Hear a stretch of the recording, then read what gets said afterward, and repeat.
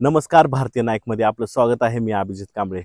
आज आपण बारामती तालुक्यातील बऱ्हामपूर ते अंजनगाव येथील वड्याच्या ठिकाणी आपण आज आलेलो आहे.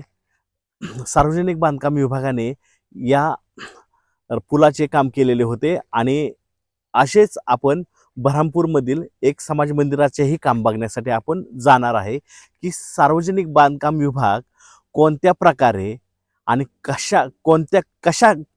कोणत्या प्रकारे आणि किती निकृष्ट दर्जाची कामं करतात. त्या बाबतीमध्ये आपण अजून एक तुम्हाला उदाहरण देणार आहे. हे सदरचं काम, हे पुलाचं वड्यावर काम झालेलं आहे. ह्या लोखंडाच्या सळया अशाच उघड्या पडलेल्या अनेक वर्ष झालं. हे तुम्हाला 1 इंच